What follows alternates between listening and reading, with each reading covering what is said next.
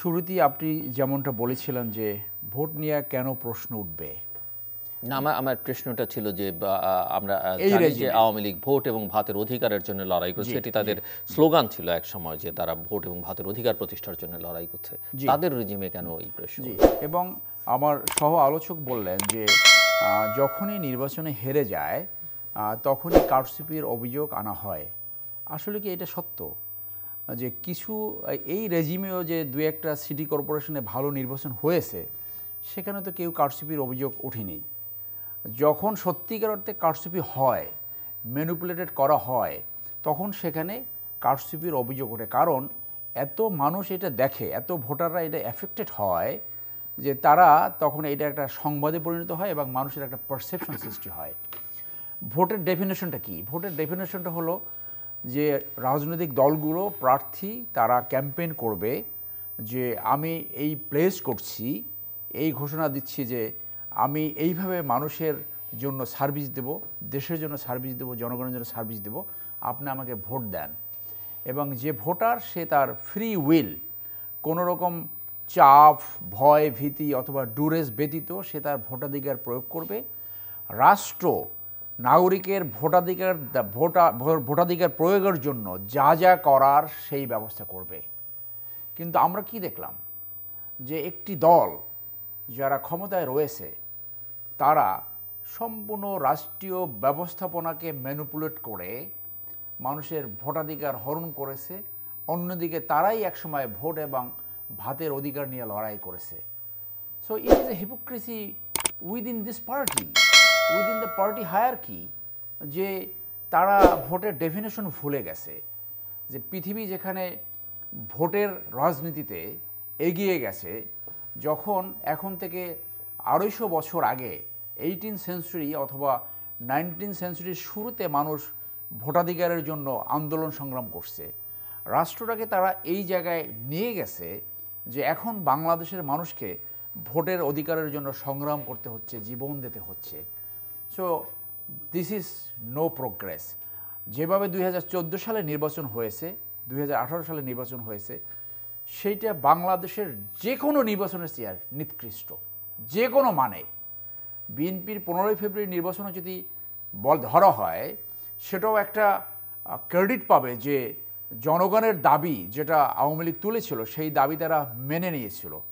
তারা যদি আওয়ামী লীগ যেভাবে ক্ষমতায় আসে, গুম খুন করে প্রতিষ্ঠান সব ধ্বংস করে পার্শ্ববর্তী একটা দেশের সহায়তা নিয়ে, যেটা তারাই প্রকাশ করেছে, এইটা অন্য কেউ এর আগে কখনো চিন্তাও করে নাই, প্রচেষ্টাও করে নাই এবং কার্যকর তো করেই নাই। যেটা করেছে কার্যত একটি একদলীয় শাসন ব্যবস্থা প্রতিষ্ঠা হয়েছে, যেটা আওয়ামী লীগের সবসময় স্বপ্ন ছিল।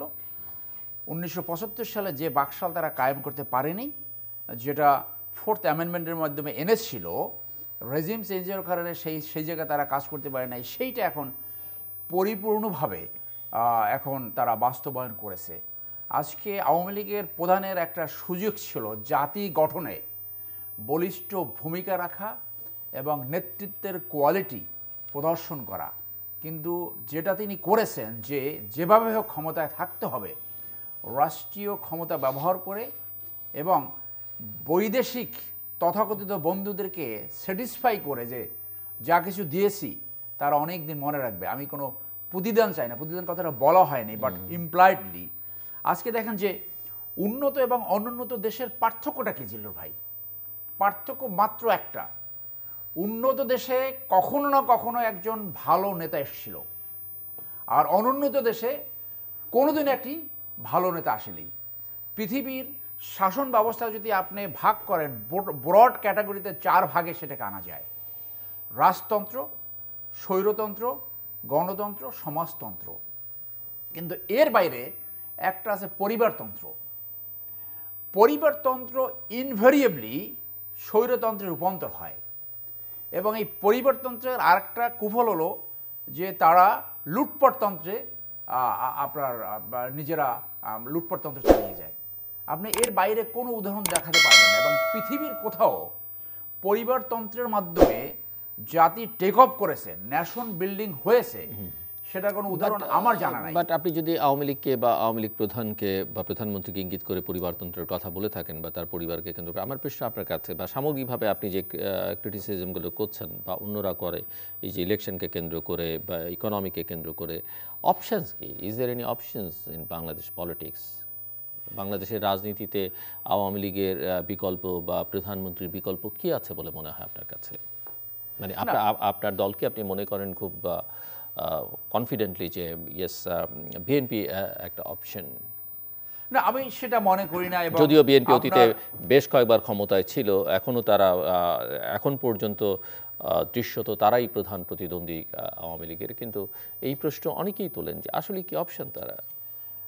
জিল্লুর ভাই, আপনার আগের আলোচনায় বলেছিলাম যে রাজনীতি করার জন্য আমি জাতীয়তাবাদী দলের সদস্যপদ নিয়েছিলাম, আমি এখানে ঢুকে দেখলাম যে এখানে যোগ্যতা, দক্ষতা, সততা এবং কোয়ালিটির মূল্য খুবই কম, যার জন্য আমি মনে করি যে নতুন রাজনৈতিক উদ্যোগ আসবেই, আমি মনে করি। এবং আপনি যদি 71 থেকে 2023 পর্যন্ত খুব ছোট্ট আকারে বাংলাদেশের রাজনীতি কোথায় দাঁড়িয়েছে যদি ব্যাখ্যা করেন, তাহলে এইভাবে ব্যাখ্যা করা যায় যে 71 থেকে 75 রাজনৈতিক মাঠ চাষাবাদ করছে আওয়ামী লীগ, জাসদ সৃষ্টি হয়েছে এ রিভোল্ট উইদিন আওয়ামী লীগ। 75-এ ঘটনা পরম্পরায় জিয়াউর রহমান আসলো, প্রেসিডেন্ট জিয়া আওয়ামী লীগের বাইরে যারা আছে তাদের সবাইকে এক করলো, দ্যাট ওয়াজ হিজ পলিটিক্স। এবং সেখানে অন্য কেউ থাকলে একই পলিটিক্স করতো, আওয়ামী লীগ যতভাবেই সমালোচনা করুক না কেন। এরপর এরশাদ আসলো, এরশাদ এসে যে একজন দুইজন নারী নেতৃত্বের বিপক্ষে একজন পুরুষ নেতৃত্ব, মূলত বিএনপির সেই সময় জনপ্রিয়তা এবং তার ব্যক্তিগত লিডারশিপ কোয়ালিটির কিছু ঘাটতি ছিল বলে এবং চারিত্রিক কিছু দুর্বলতা ছিল বলে সে ড্রেন্ড করতে পারেনি। কিন্তু 90 সালের পরে যখন এই তথাকথিত গণতন্ত্রের যাত্রা শুরু হলো, এই দুইটি দলকে মানুষ বারংবার দেখে ফেলছে। আপনার বেগম জিয়ার রাজনীতি দেখেছে না, কিন্তু আমার প্রশ্ন, গত 50, 51, 52 বছরে বহু চোখ দেখেছি জাসদের মতো এত প্রতাপশালী রাজনৈতিক দল, সবচেয়ে মেধাবীদের নিয়ে গড়া একটি রাজনৈতিক দল টেকেনি। জাতীয় পার্টি একটা আঞ্চলিক রাজনৈতিক দলে পরিণত হয়েছে।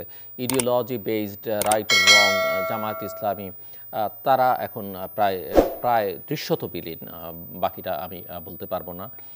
এর বাইরেও বহু লোক, এমনকি কমিউনিস্ট পার্টির মতো দল আজকে সেই অর্থে তাদের সেই শক্তি আর দেখা যায় না, আমি বড় দলগুলোর কথা বলছি। বহু লোক, বহু প্রভাবশালী ব্যক্তি নিজেরা নানান রাজনৈতিক দল করবার উদ্যোগ নিয়েছেন, সাবেক রাষ্ট্রপতি, প্রধানমন্ত্রী থেকে শুরু করে অনেকেই। কেউই তো হালে পানি পাননি শেষ পর্যন্ত, এবং অনেক ভালো ভালো কথা বলবে, বিকল্পের কথা বলে, পরিবর্তনের কথা বলে অনেক উদ্যোগ নেওয়া হয়েছে বাংলাদেশে, কিন্তু মানুষ তো আসলে এর বাইরে আর অ্যাকসেপ্ট করছে না। আওয়ামী লীগ বা বিএনপি, শেখ হাসিনা বা খালেদা জিয়া তার বাইরে। আমি ওইটা শেষ করি যে এই যে 91 থেকে যে দুটি দল বারংবার শাসন করেছে, এতে দেখবেন যে শাসনতন্ত্রের যে মান, এটা একেবারে 19 আর 20, এইটা তেমন কোনো পার্থক্য না।